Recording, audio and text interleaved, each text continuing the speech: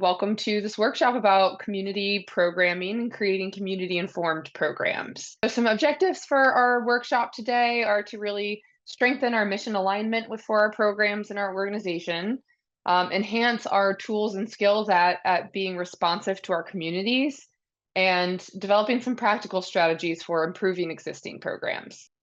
As we mentioned, today we're really talking about mission alignment and how to ensure that our organization's programs stay aligned to mission.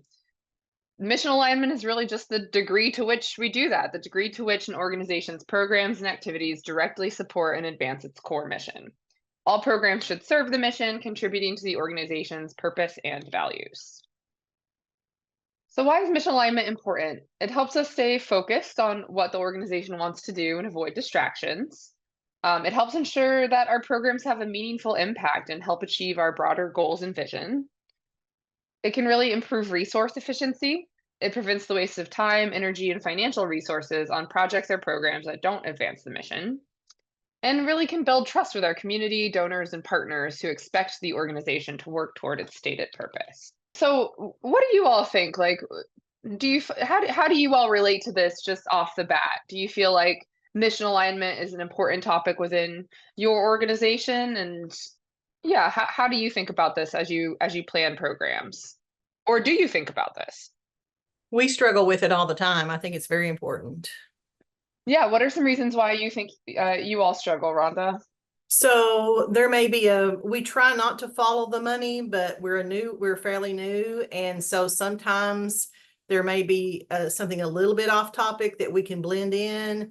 And then the team is like, well, this is not exactly part of our mission, but we tend to grow our mission statement a little bit. That's where we are right now. We're evolving in our mission statement. So and then it does apply. So that we struggle with that. We try to stay with it, but it's as the organization expands, our mission kind of expands too. So it's tricky.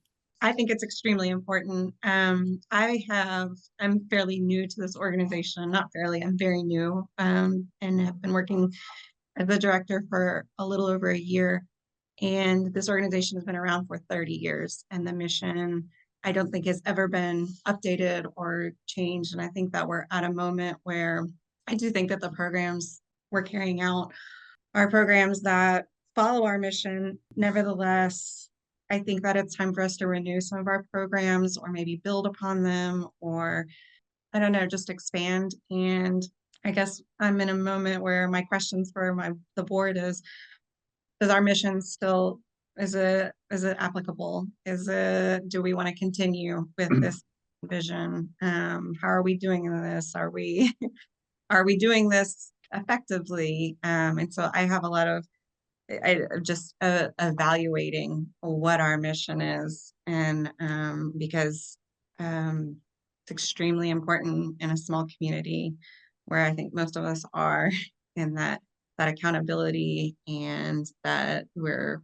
being focused and really intentional in our mission, in our programs, that it's following our mission. And so that's kind of where I am and what we're kind of looking at.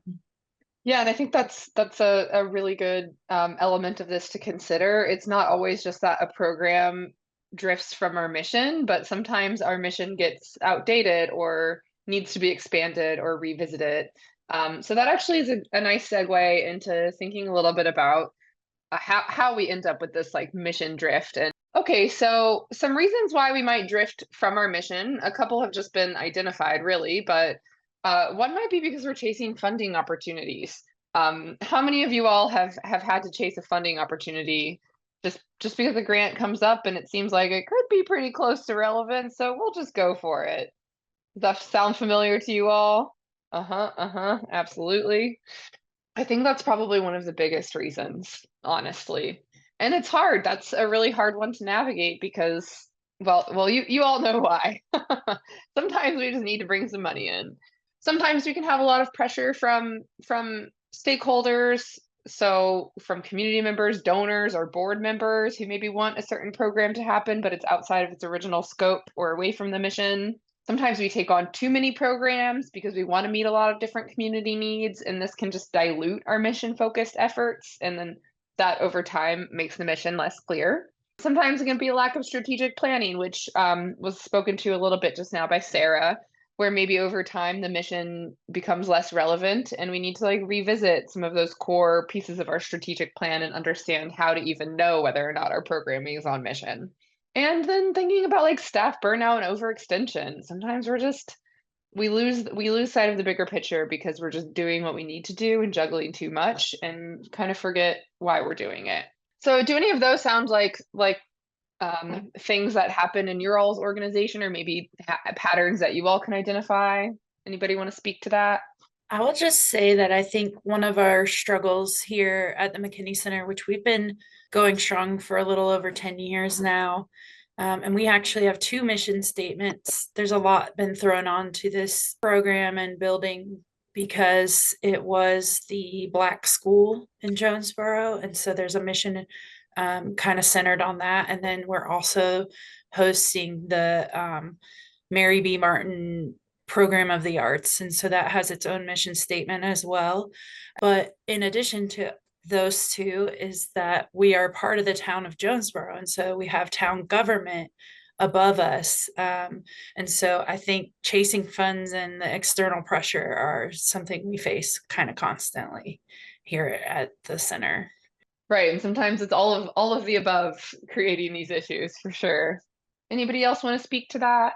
Yeah, I will. That the responding to external pressure for us, particularly as a housing agency, and I know this covers a bunch of agencies as well because it is all life consuming, is the external pressure of, in Kentucky, the 2022 floods, and in Tennessee and Carolina, the recent floods, is an external pressure on the entire nonprofit sector. Is how can we integrate the response to that disaster into what we do? Right, and sometimes it's like, what do we need to do to step back and zoom out and really pivot the mission to change with the times as needed? And that goes back into that strategic planning piece, and that can be really hard when we're on the ground and just trying to meet really immediate and pressing needs. But yeah, being able to take a pause, step back, and actually look at our overall strategic plan and mission can really help us identify what areas we might have the most impact. And so that's really a major motivation to think in this more strategic way, is because we want our programs to be very impactful. And Chris, I actually happen to know kind of a insider story on HDA. Nothing bad, but do you mind if I like share a little bit about what I know from that? Because I think it illustrates this well, that y'all did a really good job with this from what I've heard. So, Sure. I'm intrigued to know what you've heard. wait, were you, maybe I heard it from you. Were you at the ripple effect map process the other I couple was. weeks ago? Okay, yeah. So maybe you could share the story about how when the floods hit and you were able to get an AmeriCorps volunteer who could hold that role of like disaster relief coordinator, and that then allowed you all to take a pause and step back. Do you want to speak to that a little bit? Because I think it illustrates this really well. Sure. So that after the floods hit East Kentucky in July of 2022, the Housing Development Alliance, we are in one of the most impacted disaster counties, and really had to step up as part of the response to that disaster. And we ended up getting an AmeriCorps member to staff our disaster response, just somebody to talk to families, to take phone calls, to do that sort of thing, to give us enough air to figure out what we as an organization wanted our overall response to be. In that space allowed us to realize that we had to respond to the disaster as well as continue to serve the clientele we were already serving, and made the strategic decision to basically double our impact on the community. We were going to build twice as many houses and do twice as many repairs, which also meant increasing our staff capacity. And by making that decision, it allowed us to go to a number of funding partners and say, hey, we need your support to increase our capacity so that we have the staff to do the work that needs to be done in the county. And then a number of our partners said, yes, we will give you funding for 2 to 3 years for that staff so that you can ramp up to do the work that needs to be done. So obviously that's a very unique situation, and it's not always possible for all organizations to really responsively expand staff capacity so immensely and so quickly. But I think that really points to the fact that sometimes like mission drift is not a bad thing. Like sometimes these things happen, but it doesn't inherently mean they're bad or wrong. It just means that we need to figure out how to realign to our mission and to the community needs. And we'll really talk a lot about both of those things. Like, how do we stay aligned to our mission? Yes. But how do we stay aligned to having an impact in meeting our community's needs? So thank you for sharing that, Chris. So what are some consequences of mission drift? Well, when we stray too far from our mission, it can really impact our identity, confuse stakeholders, and diminish our effectiveness in our mission. Sometimes it can really decrease our community impact if the programs really don't align and don't meet the needs of the community. It can confuse donors and result in loss of funding. It can really create burnout and morale issues, which we spoke to a bit on the last slide as well. But when staff feel like they're involved in programs that aren't meaningful or relevant to the mission, it can really lead to disengagement. Who's ever been at like an event or an ongoing program and just like nobody shows up? And that feeling, yeah, I hope you all can say no to that, but I've definitely been there and it's like, oh, this work that I put in and nobody wants it. Like it's painful. So not that that's always avoidable, but I kind of went into this thinking our mission was really broad, and part of what I wanted to talk about today was how to like maybe make it less broad. But then in reading other people's missions, I realized like everybody's mission is really broad too. So maybe that's not such a bad thing. yeah, and I think oftentimes people will keep their missions extremely broad so that they can do a broad range of work. So there's a little bit of a double-edged sword here. It's like the broader you let your mission be, the more you can do, but then that can sometimes at the same time end up resulting in that feeling of mission drift. So it's like how to get specific enough that you know, like this is my scope, but keep it open-ended enough that you get to like be responsive to community needs. And we'll talk about more like practical ways of managing those tensions, but yeah, very valuable. I think that's why a strategic plan is so important with a broad mission, because it does give, like, as executive director, I came in and there was no strategic plan in this really broad mission. And I'm like, what do I do? How do I know what to focus on? And so we created a strategic plan, and that really helped give me some structure around the mission. Awesome. And then we haven't really talked about vision, but vision is a part of this too. It's like my mission is going to tell me what I'm doing and maybe sort of why, but the vision is going to tell us what we're building toward. So I think that really looking at that full picture can help us hone our focus better as well. It's like even if you have a broad mission, well, what is the vision you want that mission to move you toward in your community, in whatever your service region, whatever, just what is your vision for the world through your work? And if a program checks in and meets the context of like both mission and vision, that's just like another frame of reference to think about here. Yeah, what other conversations did y'all have in those groups? I mean, we did have that kind of conversation about what's a mission versus what's a vision and then what's a goal. So we didn't have the answers, but we did kind of have the like what's the difference? Mm-hmm. I was asking my group, so we have our mission, we have the vision, and then there are these 12 bulleted values, our values. And it's like really kind of spelling out what we're doing, or I guess what they have always planned to do. I don't think that those have been updated for a very long time. I feel like 12 is way too many. And it also kind of puts us at some risk because like where we're doing most of them, there's some of them that we're not currently doing a great job or doing at all. And so I've had like close friends or who have like looked at our website or said, oh, let me check out your new job. And they look at it and they come back and you're like, are you doing that? Like, no, not really. And they're like, ooh, And so I feel like my big question in our group was, I'm new to nonprofits, but like, does anybody else have like values or like those like points of like what you're doing? Is there a liability in doing that? Can we kind of like, yeah, I would just like more feedback about that in general. Maybe I can pop in here and I'll give space for others to respond as well. But just to maybe review some of like the typical components of a strategic plan. Typically, we're going to work through what was just named, which was mission, vision, goals. And then values are absolutely a part of that. I've worked with organizations who came up with a list of like 12 values. I've worked with organizations who felt like maybe 3 were adequate. But I think that having organizational values is absolutely like another frame of reference to help you guide your work. I just made this up really quick using Chat GPT. Thank you, robots. Let me just share my screen again.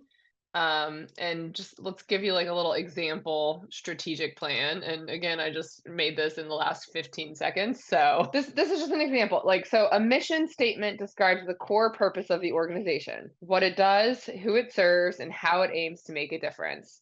It is actionable and focused on the present, outlining what the organization is doing on a day-to-day basis.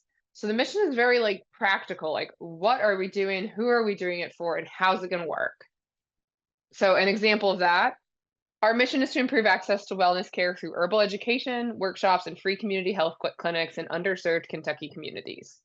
The vision statement outlines the long-term aspiration of the organization, what it hopes to achieve in the future. It is typically inspirational and paints a picture of what success looks like in the long run. For example, our vision is to create thriving, healthy communities across Appalachia where herbalism and nature-based wellness practices are accessible to all. So it's very clear. It's like our mission is how we're doing that, but our vision is that we want our communities to be healthy and thriving, and we want people to have access to herbalism and wellness practices. Goals are specific, measurable, and time-bound milestones that an organization sets to achieve its mission and progress toward its vision. They are typically concrete and help track progress over time.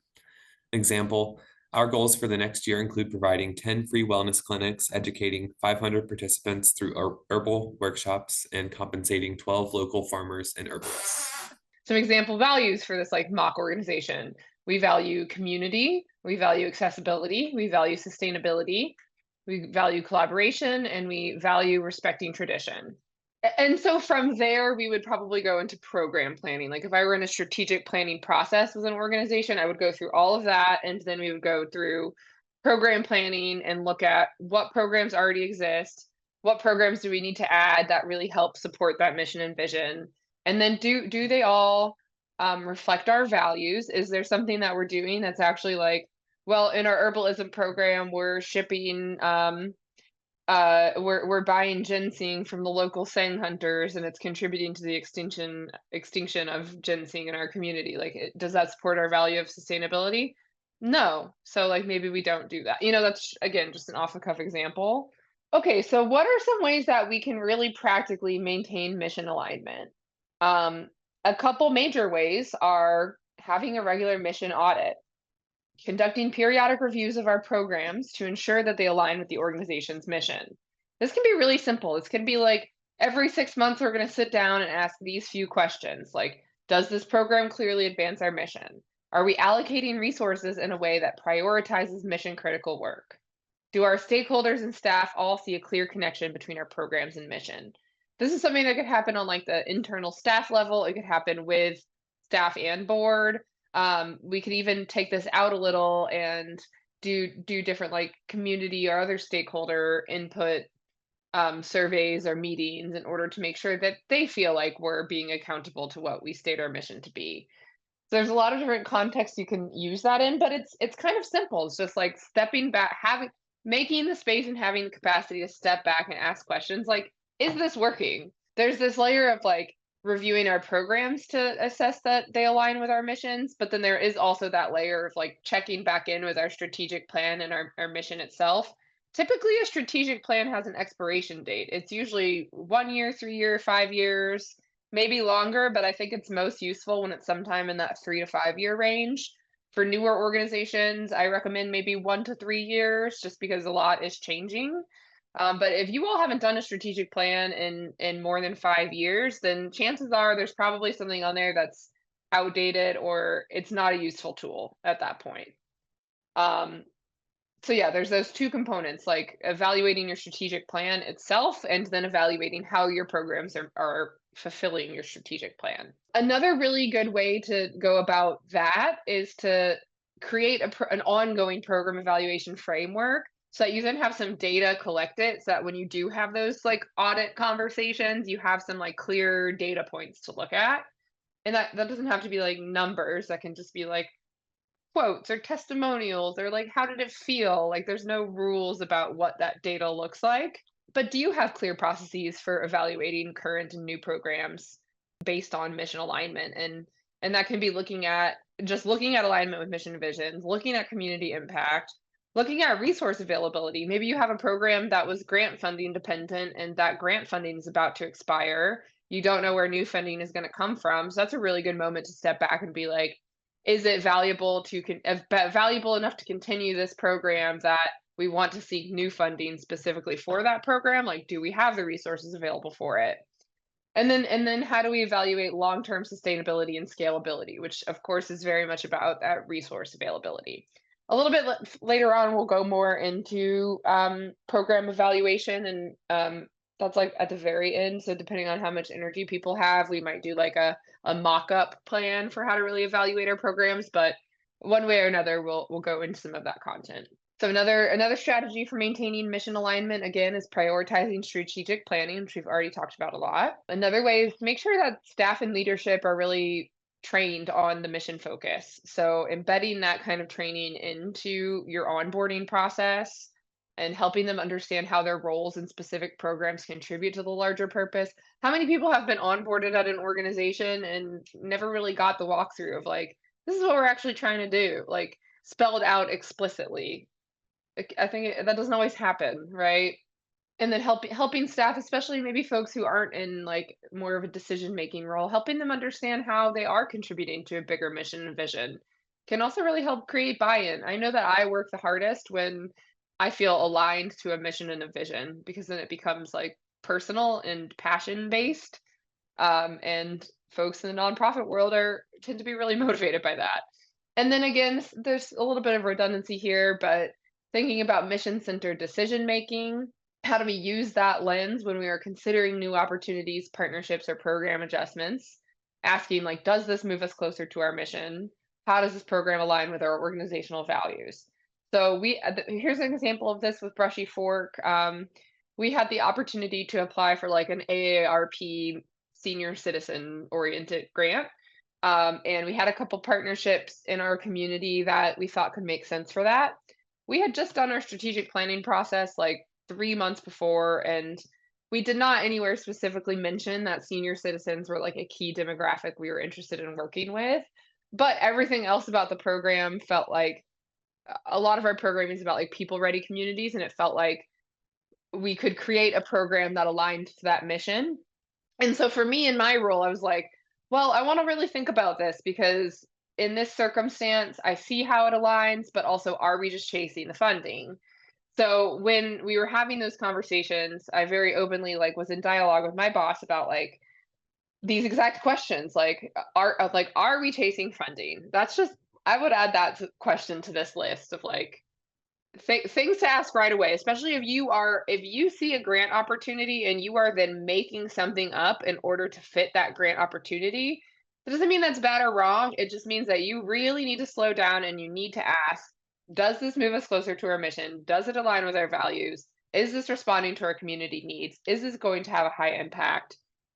And if there's hesitation on any of those, then I would really suggest that you slow down and think them through, and yeah, and again, there's no nothing inherently bad about any of that. It's just being aware of what choices you're making and why. And so we did end up applying for that grant. I don't think we've heard back yet, but here we are. Well, even including, is this going to make impact? That's really important. It's like, why are we even showing up unless we're going to make some impact? So that's a good question to ask. Totally. So that focus on high impact programs, I didn't talk about that one yet, but sometimes you get really scattered. How can we invest in fewer, more impactful programs that deeply resonate with mission and community needs rather than spreading resources thin? And again, like your organization gets to set an understanding of what the capacity actually is and how many programs you can successfully steward. But a lot of our nonprofits, we get really spread thin because we do have too many programs. So how do we then look at the full roster of our programs and say, and use some of these criteria to assess what's working, such as, is it mission aligned? Is it having a high impact? Is it meeting community needs? What are some ways that we can assess our community needs? So we've just been going into a lot around mission, strategic planning, and alignment to that. And that's a lot of like our internally generated frames of reference, right? But as nonprofits, we have a mission to serve our community in some way or another. So how do we actually know what our community needs? Does anybody have like a process they use to really check in and assess their community need? Have you know what your community needs? Do you know? We use a lot of statistics from the health department. We have a huge focus on health benefits, mental health benefits, diseases caused by food choices and habits. And so we focus on that a lot, as well as I think looking at demographics of farmers, growers that are readily like coming into the community and what the needs look like there, but that's a little harder to pinpoint. More of like an informal assessment, I guess, of just kind of evaluating what the community needs in that way by, maybe social media or following what's going on in the markets. But I would say, and then also it's also like harder. We work a lot with schools as far as like talking to counselors and what are the needs with kids that are enrolled in public school system. What are they looking at? What are those programs? And we also kind of we cater to those needs of youth and families. So that's where we go to. That's great. I heard a number of different strategies there. I heard that you all use like data analysis using community health statistics that other organizations gather. I hear that maybe you get some like direct feedback from farmers about what they need. I hear that you talk with like counselors or other people who are maybe on the ground more with some of the communities you serve, who just like qualitatively share what they think the needs of their students are. Those are all really great strategies. What else do people use to really look at their community needs? So we've always defined our community as the forest. So it's a little different. And I'm curious about, like, such a huge part of our organization is to be biocentric and focused on all the ecosystems, not just humans. And yeah, so we don't really actually pay any attention to the human communities, or we haven't in the past. I think we're starting to pay more attention to them as we see the impact of like disasters and how the forest is related to that on humans. But I'm curious to think about what we are missing out on by not thinking about human communities as much as forest ones. Right. And it sounds like if the forest is the community that you're focused on, you probably use some like data analysis to guide that, like trees logged, Totally. species Yeah. extinct. Yeah. We use etc. lots of GIS analysis and field surveying and things like that. Yeah. Yeah, so that's a good look at some different strategies. I'm going to share my screen again, and so yeah, here's some common strategies or methods we can use to assess community needs. We can create surveys. So when I was creating this program, and you all answered that like 4 or 5 question survey that we sent out about what you were needing to get out of this workshop, that's an example of a survey. We can have focus groups. When we were first starting to design this like Berea College Appalachian Fund grantees capacity building process and deciding like what the full range of services we could offer would look like, we had a couple focus groups. We asked grantees to come together on a Zoom call and let us know what they were needing or wanting. You can use direct feedback loops, like using social media, post-event surveys, or town hall meetings to gather real-time community input. So that's a little bit different than focus groups in that it's maybe a broader call out to like the full general public. A focus group is like we're inviting a targeted group of people to give us feedback and input. And then that data analysis using things like statistics, public reports, and health data to guide program decisions. Okay, I want to do a little mock exercise on what it would look like to design a program based on some community needs assessment. So this data is made up, but I think is relatively reflective of probably a lot of the communities that us folks in Central Appalachia tend to work in. So a lot of this is like the kind of data you can find in like census reports, public health reports. Like this is just like some hardcore data. Well, let's imagine that we're in a community where we send out a survey or we collect that data through whatever means, and we have about 250 respondents, which would probably be like a lot for a lot of our smaller communities, but this is all made up. So in this community, most folks are younger, at 25 to 44 years old range, and then there's like a general spread toward younger adults and elder folks. The median income, or majority of people, are in the like $30,000 to $60,000 income range. Most folks maybe have some college or vocational school, or there's a pretty good split toward high school or bachelor's degree. Primary employment sectors are things like service industry, retail, healthcare, some in education, some are unemployed, and some are retired. Translate this to what might be more relevant in your own community, but just again, using this as like general ideas of like how we might read this kind of data and what to do with it. So then let's say we, in that survey, included a question around like, what are some of your top identified community challenges?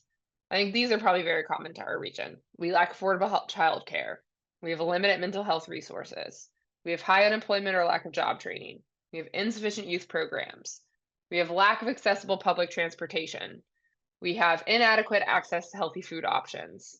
And we need more affordable like arts and cultural programs. Does that sound like some community challenges that you all might experience in your service region?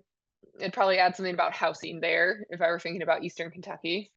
So again, if we're imagining that we sent out a survey that asked questions about what is your age range, what is your income level, what is your education, what is your primary employment sector, what are some community challenges you can identify, and then maybe we like add a community feedback question that's a little more open-ended, and here's some like quotes that people responded with. Community feedback, open-ended responses. We don't have enough after-school programs for older kids, ages 12 to 18. They just hang out and get in trouble. More mental health resources are needed, especially for adults dealing with stress or addiction. Affordable childcare is a major issue for working parents. We need more options. There's very little public transportation, and it's hard for those without cars to get to services. Healthy food is too expensive, and we need more community gardens or farmers markets. What are other needs that feel relevant to your community? So that's a question for all of you. Again, these are all like made up things, but maybe some of them resonate. What are some other needs that you think you would hear in a survey like this if you were to bring this to your community? Or what needs do you feel like your organization is seeking to address? I can give some housing input, that there is no affordable rental in our community. Yeah, I feel like this list is pretty solid. So I feel like these are a lot of the common needs that an average person in our communities might say. So again, imagining, basically I wanted to do this activity to help you all imagine like what if you were to do something like a community survey, what do you then do with that data? Because I think sometimes we can do some like input gathering and then it just sits on the shelf and we don't necessarily know how to then translate it to how we're planning our work. So let's talk a little bit about that. Again, maybe it's based on this list, but maybe take a moment and reflect on what are a couple of the priority needs of your community. And if you don't know, then that's good information for you to observe. So that's a specific request for programming, but what is a need that would meet? Childcare, so the need is like lack of affordable childcare. What else? Let's get a couple more responses in here. No contractors to complete needed repairs. So does HDA work to provide contractors to complete needed repairs? Is that part of how you, yeah, do you respond to that need? Not really. Right, it's just hard. Okay. Yeah, people of means, market rate people need contractors. And it's not, yeah, we just do low income repairs. So sometimes we can't respond to all of our community needs, and we then have to assess our mission. Well, our mission is to serve low income residents of our community. So we can't, even though we know that's a need, that's not our scope. That's not on mission for us. So that's a great example of how when we know the needs as a community, we can then decide what the scope and scale of our impact wants to be. So imagine we just sent out that whole survey, we collected all of that data, and we're working in this fake made up organization called the Riverbend Community Development Center. Their mission is to empower the Riverbend community through educational, cultural, and wellness programs that promote social equity, economic opportunity, and a higher quality of life for all residents. So it's broad, but it's specific. There's a lot they could be working with. Okay, I'm also seeing Sarah add nutrition education and how to grow, conserve, cook from the farm. It's another great need. So keep those needs in mind because you'll go through a similar design and application process here in a few minutes here after a break. But so some current programs at the Riverbend Development Center include a youth empowerment tutoring program, a Riverbend job readiness program, some cultural heritage events, a luxury fitness boot camp, and a healthy cooking and nutrition program. So thinking about the list of needs and also the demographics of the community that we've already reviewed, and if you need me to scroll back up to anything so you really get that complete picture. When you look at the programs that the Riverbend Community Development Center is currently offering, and you see their mission statement there at the top, and you imagine the demographics and the needs of that community, what do you think about these programs? They're nice programs, but maybe not meeting the needs of what the community actually needs, not meeting those needs. So yeah, so if this community's needs are listed as things like childcare, mental health, lack of job training, insufficient youth programs, accessible transportation, healthy food, arts and culture. And it sounds like their programs, well, they've got youth empowerment tutoring program. Do you feel like that's meeting some of those needs? Maybe, but then we can also look back at the demographic data at the top of this survey and realize that, oh wow, we didn't actually ask any people under 18 what they needed. So sometimes it's really valuable to think about when we're doing like community input surveys or feedback sessions, who's in the room, who did we invite, and are we actually asking those most directly impacted by the work we're trying to do? So this survey is like, all right, well, actually, dang, we really missed the mark on this survey, and we didn't even ask the youth whether or not they wanted this empowerment tutoring program. In designing their surveys, make sure that we're asking people who are directly impacted by our services. How about this Riverbend job readiness training program? If we go back up to our needs, to feel like that's responding to a community need. Okay, I'm seeing some head nods. It's great. How about cultural heritage events? Community pride, unity through cultural engagement. Here's their mission statement. They talk about social equity, quality of life, cultural programs. So check, that feels like it's aligned to our mission. Yeah, it's on there. It's 20%, but it's on there. Yeah, absolutely. That need for affordable arts and cultural programs. So it's definitely like an expressed need. All right, how about a luxury fitness boot camp? All right, I stacked the deck here. Clearly off mission, right? Let's look back at some of our like data and statistics. Well, we don't really have very many higher income people. 25% of the population of this demographic is above 60,000 a year. There's no express need around things related to workout programming. Nobody talked about that anywhere. In all 250 people we surveyed. But maybe we're like running this boot camp like every day and only a couple people come, and we're really allocating a lot of resources to it. And so when we step back and do like this mission audit and like programming audit, we're like, well, wait a minute, that's got nothing to do with anything. Let's get rid of that program. And then they have this healthy cooking and nutrition program, which is definitely of the expressed needs around access to healthy food and wellness programming in their mission. So does this feel helpful to really like look at a mock example of how we can use community needs input data to then look at our programs and our mission and figure out whether or not A, we're asking the right questions, and B, if we are meeting the needs of our community? Just how do you actually get folks to show up and give feedback and fill out surveys? Yeah, that's a really great question. That can be very challenging. Um, I think you can incentivize it. You can structure it into programs that you're already doing in order to just collect feedback like as you go, like once you have people on site. So trying not to make like a separate event asking people to do something in addition to what they're already doing, but like building it into the things you're already doing. At the end of this Zoom call, there will be a 5-question survey that I'm going to ask you all to respond to. So I'm like building it in. I'm not sending a separate email asking you to click a link later. It's like the easier and more integrated you can make these sorts of efforts, the more likely people are to participate. Thinking about like if I do need to have like an input session in person, can I find the budget to provide a meal? Can I provide like a $10 gas card to people? Like, things like that that are obviously resource dependent. What do you all think? Like, what are some other ways that you could imagine collecting feedback from your community? Like we talked about these different methods for assessing community needs, like taking surveys, focus groups, establishing direct feedback loops, and doing data analysis of like already existing data. But I know someone had the question around how do we actually get people to engage with these different methods? I came up with some ideas, but yeah, I just wanted to leave a little more space. Do folks feel like they have some clear ideas of ways they could imagine collecting community needs input in your own community? Because this is really important. What could you imagine working well for your organization? We had really good responses with focus groups, with feedback from our participants, and in our biggest program that we have, feedback from the actual participants, their parents, as well as volunteers. Focus groups, I think, give a lot of information when you can do them. Not always great, and sometimes you don't get the numbers that you want.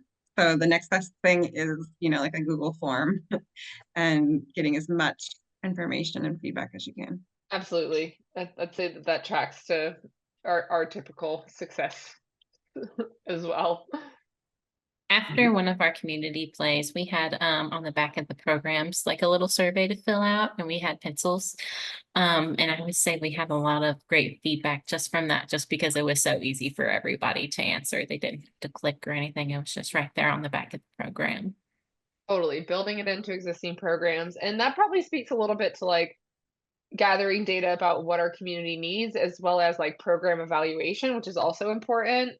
So if you are designing these sorts of like input sessions and things, trying to think about both of those elements can be really helpful. We table at our local fall festivals.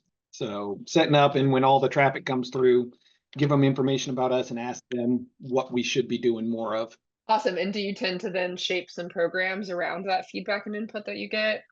Yeah, we use that to adjust existing programs. Awesome. That's a great one.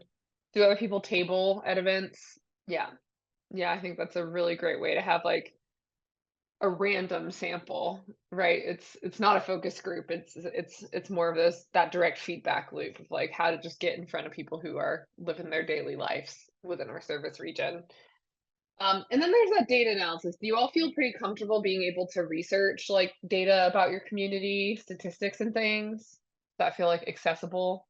I've had a lot of success working with Kentucky Stats before. If you email just like the contact info on the Kentucky Stats website, the folks who work there will help you pull data and help narrow down your data sets. So that's just a really good resource to be aware of that can produce data like, well, I know a lot of you are in Tennessee. I'm not sure there's a Tennessee equivalent now that I think about it, but I bet there is something like that. Maybe called Tennessee Stats, not sure though. But for those who are in Kentucky, that Kentucky Stats is a really good resource. And I'd be happy to share other strategies on like data research as that feels useful. Okay, so just to recap a little, we've reviewed some best practices for creating community responsive yet mission-driven programs. So some key points have been that mission alignment ensures that programs contribute to the long-term goals and values of the organization. Community responsiveness ensures that programs remain relevant and impactful by addressing real current needs. Finding a balance between both is crucial to maintaining organizational integrity while fulfilling your community's needs. So we really do need to be thinking about both of those things. So some of these best practices, we begin with mission clarity. That's our strategic planning. We understand our community needs through these various like survey and input methodologies. We engage our stakeholders early and often. So that can be part of your community needs assessment process, but I think that can also be like sometimes we'll hire an outside facilitator to support us on a program that we're running, who then maybe has like some outside input on the program design that might give us different perspective. I'm trying to think of like other examples of that. What are some other ways you can engage stakeholders early in your program design process? A little more intentionally than just like a survey or a focus group, but like what are some ways you could imagine engaging stakeholders? Maybe thinking about like donors, maybe you need to involve a donor to a specific who maybe has earmarked funding for a specific program, um, to at least be informed or have some input on the program design process. Just thinking about things like that, which that's very case by case. So, um, and then as we're designing your programs, we need to make clear, measurable objectives and then strategies for evaluating those objectives as we go. And we need to be flexible and adaptable. Things come up, community needs change. We need to stay true and aligned, but also be flexible and adapt. So once we've gotten that community feedback, we kind of walked through this process in that mock activity, but once we establish those feedback loops, that's our surveys, our town halls, whatever, we can analyze and apply that feedback like we did in that mock session. Then we can co-design programs with community members, such as what I was just mentioning, like, do we need to engage other facilitators? Do we need to engage our donors? Do we want to involve like a high school student in the program design for a youth-focused program? So thinking about who you need to engage in the design. And then close the feedback loops, which means how do we report back on what we've done with the input and feedback community has given. So it's all well and good we like just ask a question to the community, but then we also need to find ways to make known that we've heard their input and we are responding to it. Does anybody have examples of how they do that? Like how do you get the word out about like new programs or ways that you're trying to meet the community's needs? I go out to like a lot of clubs and promote like the programs like Kiwanis and Exchange Club, Rotary. Those are some things. I mean, social media, obviously on our website, but again, like being small town, word of mouth works really well here. People talk a lot, some of these clubs and things like that. It's a great way to like, if we have something new that's going on, or even just giving them kind of like an overview of what's going to be happening in the next 6 months, or, you know, things that we can kind of announce. I am continuously out and about doing that. Yep, awesome, absolutely. And I hear Teresa say social media or senior center newsletter. Yeah, newsletters are a great way. Just being out and about in the community and letting them know that you've responded to their needs can help them keep feeling like they have buy-in and have the ability to influence what programming they are then receiving. So I want to take this into designing our own program. We've got some like basic frameworks and strategies for how to like successfully design a program. And we will, after this exercise, look at an existing program and see where it's aligned or misaligned. So let's just pretend like you are ready to launch a new program in your organization, but you really want to think through these different elements. So going back to that conversation we had around our community needs, I know some people put some thoughts in the chat, but we'll walk through this together, but have a notepad open on your computer or whatever, however you like to take notes, and you'll walk through this whole process together, and then you'll go into breakout rooms and share what you've designed. Feel free to ask questions as we go.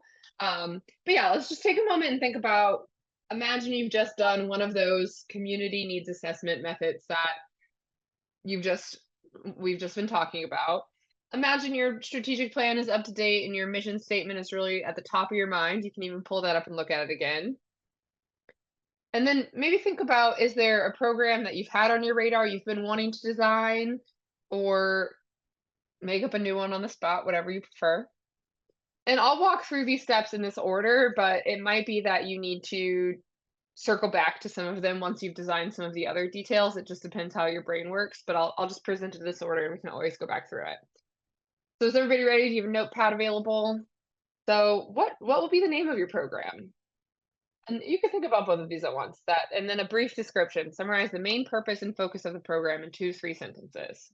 So once you've answered this first couple of questions, let's go on to the next couple. So thinking about what is the main objective of this program? And as you brainstorm some of those primary goals, starting to think about your supporting goals. So next, thinking about our target audience, who's the program for, and defining the key demographics of that target audience. Thinking about community needs. What community need is this program addressing? Describing how it was informed by community input. And program activities. What are the main activities or components of this program? Okay, now thinking about how does this program align with your organization's mission? Maybe writing a short statement connecting the program to the organization's mission. What are some of the anticipated outcomes of this program? Maybe thinking a little bit about some short-term impacts and some long-term impacts. How will you measure the success of the program? What tools, metrics, or data will you use to track progress? Which we haven't talked a lot about different ways of doing that yet. We will get more into that. So if you don't feel sure of that yet, then leave that blank and we can circle back to it later. And with tracking success, I really like to think about what are my objectives and how will I know I was successful in meeting my objectives? And then what do I need to measure? What do I need to track in order to measure whether or not my objectives were met? Okay, I'm thinking about community engagement. How will you ensure continuous community engagement and feedback? Thinking about what's relevant to your program. What are some resources required to run this program? Again, doesn't have to be exhaustive, but just thinking about staff, funding, materials, what you have and what you'll need. I'm thinking about some potential challenges. What challenges might arise and how will you address them? Is it recruiting volunteers? Is it recruiting participants? Is it community pushback for some reason? Is it funding? And then what are some next steps? That's the last thing. Lots of reflections. Anybody want to share what was useful about that for them? I will just share, this is like extremely relevant to like up to the moment what is also happening on the side as I'm in this meeting. We got an AmeriCorps position for environmental education, but we didn't go through this process of filling out a worksheet like this. And then we got our wires crossed about what we actually were going to have the AmeriCorps person doing. And so the wrong information got sent to this potential candidate. She looked at it and she was like, oh, that's not what I thought I was going to be doing. I don't want to do the interview that I had scheduled for later this afternoon. So had we filled out this sheet first, I think it would have helped make sure that everyone was on the same page before we went through this process. All right, it's not like extensive or questions you maybe wouldn't think to ask. It's just having a way to sit down and ask them. Yeah, it's just doing the process. I think this would be like a great exercise for like everyone in your staff to just do to like see what they come up with, you know? Mm-hmm. Say, spend an hour on this. It doesn't have to be perfect. We're not going to necessarily do it, but like, let's just throw down and see what comes out of an activity like this and your board and maybe board members as well. And it may give some idea as to, I don't know, what their wishes, hopes, dreams are, what they think the community is looking for or what our organization is needing to put out there. I love that idea. Just like a program pitch session. Be really cool. When you do this process, then it's almost similar questions that they would ask on a grant proposal. So you've almost got your grant proposal ready if you Absolutely. go through the process. Yeah, that's a great point. What about existing programs that have maybe strayed from our mission? What are some strategies we can use to realign programs? I know we talked about this in our breakout session earlier, but does anybody have like a program in their organization that currently feels a little bit misaligned that they're really thinking a lot about?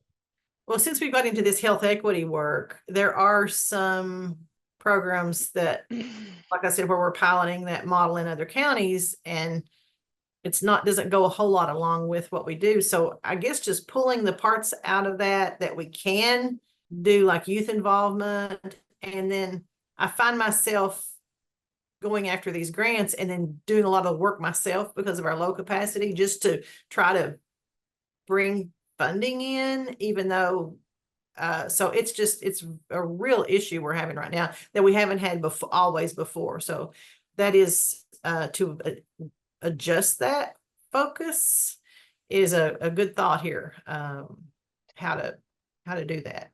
So, Okay, do you mind if we kind of like casually work with that example to go through some of these strategies? okay. So we can think a lot about adjusting our program focus. So how can we shift our focus toward higher impact areas that better align with our mission and community needs? So for example, a health-focused nonprofit that had expanded into general wellness might refocus on its core mission of providing healthcare access for underserved populations. Or maybe in the case of the example that Rhonda's bringing forward, it's how do we look at this program and decide which elements of it are more relevant to our mission, maybe the pieces that have to do with youth involvement. So say she does that. Say she looks at the grant and she's like, well, these programming areas within this huge grant focus on youth, and we feel like we can manage that. But what about the pieces of the grant that you can't manage? You can't just drop that. You have obligations and reporting requirements and all of that. So how can we think about reallocating resources?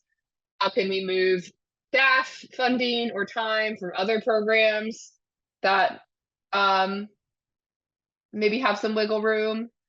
Or maybe a better option in this specific instance is around enhancing partnerships. So what are some partnerships that, Rhonda or Thompson scholarships could draw in to pick up some of the pieces of that funding that don't make sense for them to be holding themselves? Rhonda, is there any areas where you'd see like that specific strategy being useful? So one thing that I just realized I am doing is, so this one grant is in counties that are far away. Then this other grant I've written about libraries, I chose all the libraries on the way and all the way back. And so we could hit those places while we're doing this further away thing that's not as much part of our mission. So we could, just to enhance the effectiveness of the time, the staff time and all that, we could be flexible with that other program so that we make the most use of our trip. That's one thing. I love that idea. Yeah, that's kind of almost reallocating resources because it's stacking resources together. It's streamlining the use of resources. And so does that make the farther away program that's a little bit less aligned to mission feel more worthwhile or easier to invest in? Yeah, because it's a step on a way to a broader, something that will eventually align. And so we feel like right now it's tough for us to have to do, but this makes it a little softer. If all these funding sources come through, which we don't know, one may and the other one may not, but that's kind of how we're blending that right now. Yeah. Yep. So that's a great example of how to follow through on a major grant that maybe you then realized was a little off mission, but finding ways to partner, finding ways to creatively stack resource use, enhancing partnerships that might be able to take on components of a program. And of course, some grant requirements don't really let you like sub grant out, but there's always strategies for like paying out consultants or other things to help make sure the work gets done without putting everything on your shoulders if you are like kind of boxed into a situation like that. Another strategy we can use when we realize a program is out of alignment is to sunset a program. Sometimes it's necessary to just retire a program that no longer serves the mission or meets community needs. Does anybody have an example of a program that they've had to sunset or might need to be considered? We had a program here at the McKinney Center that we did in partnership with the Heritage Alliance, which is like our historic society, in partnership with basically our vice mayor, who really wanted to target talking about diversity to tourism people here in East Tennessee. And we had amazing guests on Zoom workshops, but we were really only getting like academics and history people to show up, not tourism people. And we kind of felt like we were preaching to the choir. And so after some long discussions, we kind of felt like this wasn't how we needed to be using our time and resources. And so we did end that program, even though it was a good program, the people we wanted to show up weren't going to show up, and we didn't feel like we had the resources to get them there.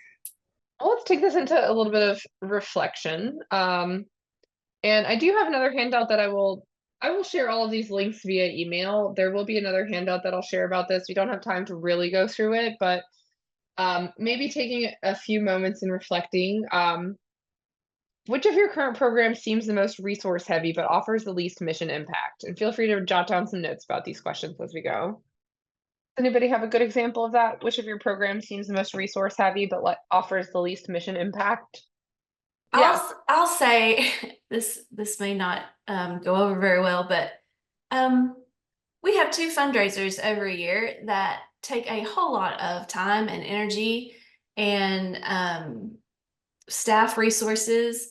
And yes, they raise money for us to do some of the things that we do, but I wish we could spend that time and energy on other things.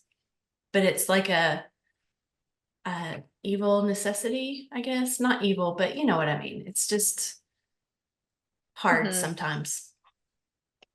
Yeah, that's a great example. And an example from Brushy Fork, we run our annual leadership summit, which is a conference every year. And in the last few years, we've started really tracking our like time and effort, like down to the 15-minute increment for grant reporting purposes. So it was the first time we were really able to audit the use of our time and see how many hours are going toward producing this event. And once we did that, we realized how much of a deficit that event was causing us. And so then we had to have these conversations. This is really resource heavy. We do think it's impactful to our mission. So we want to figure out how to make it work. How do we get realigned? So thinking about those strategies, well, we didn't think we needed to adjust the program focus, but we didn't want to sunset it, but we could reallocate resources. We figured out ways to streamline processes where maybe not the full staff needs to be on every call, but better delegate responsibilities. We also charged a higher registration fee by a pretty significant amount because we realized that we needed to charge the true cost of the event and couldn't just offer a subsidized rate because it was costing us too much. And then we enhanced partnerships. We looked to community partners to provide scholarships for that registration fee so that it would still be accessible to our community partners who attend year after year, but for whom the new fee might be inaccessible. So that's just an example from our work of how we've done some of this like realignment. Some other questions you can ask, we aren't going to go through these as in depth, but like, are there programs in your organization that no longer seem relevant to your community's needs? Or is there a program that has grown too far from your core mission? So again, coming back to mission and community needs as the guiding metrics for our programming planning. This is the worksheet I'll send out that you can really go program by program and ask some of these questions, but it just goes over program name, current mission impact and community impact, proposed realignment actions, resource reallocation plan, timeline for realignment. So I'll send that out, and if you are feeling like there's a program in your work that is struggling to meet some of these metrics, then yeah, this just gives you a little bit of a framework to think through what you can do about it. I do want to switch gears and just talk about one last thing, but any other thoughts on like realigning existing programs? We've kind of gone through like designing a new program that is aligned, and now we're in the like realigning an existing program. So any thoughts, questions? I think it's a helpful framework. I think it's really great just having that like set of questions to go through. Awesome. Great. And I'll make sure you all get all of these different handouts that I've talked about, and I'll send out the slideshow as well. So you'll have that. And the last topic I wanted to touch on, and it might be that this just needs to be its own separate workshop because this is a whole other can of worms, but I at least wanted to speak to it a little bit. But like I mentioned before, we need to collect feedback and evaluate our programs as we go in order to be able to answer questions about whether or not we are meeting our community's needs and staying aligned to our mission. If we don't know the impact we're having, then how do we know if we need to be realigned or not? So whenever we're designing a program, it's really important to think about a simple plan for gathering and using community feedback to ensure that your program is staying responsive. So some ideas on that. there's a lot of different feedback, and again, we've touched on a lot of this, that's why I'm going kind of fast, but slow me down as needed. Some feedback collection methods, things like surveys, focus groups, informal conversations, social media posts, tabling at events, all of that. Thinking about both direct metrics as well as indirect methods for feedback, so that those direct methods being more the surveys, the interviews, that kind of thing. Indirect methods being more like tracking attendance and participation rates, tracking like geographic distribution of your participants, like thinking about what is useful to measure for you. Especially if you work like cross counties, do you need to track how many people in which county did you serve? Like those are more like the numbers and the data analysis. So lots of different feedback collection methods you can use. Thinking about feedback frequency. How often do you want to gather feedback? Lauren and I were writing this like herbalism related plan yesterday, and we put down like, we will create quarterly reports on how the program is evaluating the program. And Lauren was like, do we have to do it that often? And I'm like, well, I think the grant requires us to do it that often. So we do need to plan ahead for that level of feedback frequency. But if you don't have an outside constraint like that, just thinking about what it would be most useful in collecting data that you can then use and how often you need to do that. Then you can think about planning for using feedback, like how are you going to use the feedback you collect?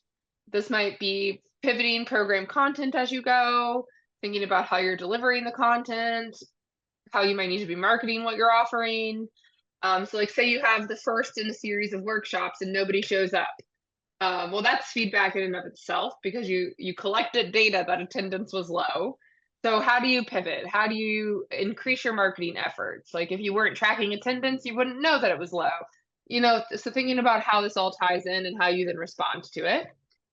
And then, yeah, that final piece, thinking about closing the loop, thinking about the importance of communicating to participants and stakeholders how their feedback has been used to improve the program, which we've already brainstormed some ideas on how to do that. So what are some of the things you're taking away from this, or some questions that you have? I learned our mission statement is really long. Not an elevator pitch, huh? One of the things that didn't come up that I was reminded of is that a number of years ago, the Housing Development Alliance changed our mission to match our programs. So we went the other way, as we realized we had creeped to the point, but we're very good at what we were doing.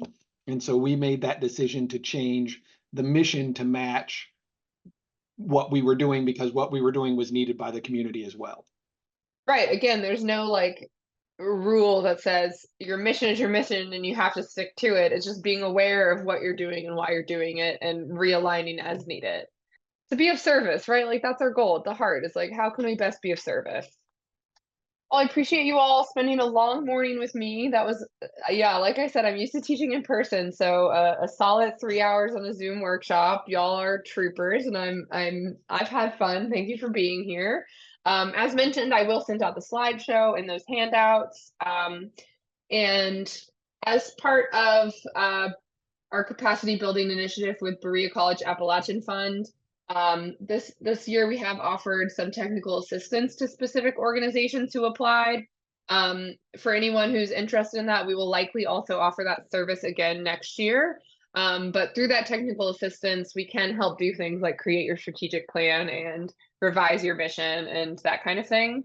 And you know, not trying to shamelessly plug our work, but if you can't wait till next year, we do also do those services on a contract basis and can probably help find other ways and strategies to help support that work to happen. There's some other organizations that help with like technical assistance funding we can connect you to. So yeah, feel free to reach out to me if you have any questions or thoughts on any of that. And yeah, thank you to the Berea College Appalachian Fund for supporting this capacity building initiative. There will be one more workshop in December about crafting and like activating your organizational DEI statement. I will also be leading that, hopefully co-leading that. And that is on December 10th. Thank you all so much, and don't hesitate to reach out with questions, or I'm happy to be on a call with anyone who needs help navigating anything that we've gone over today.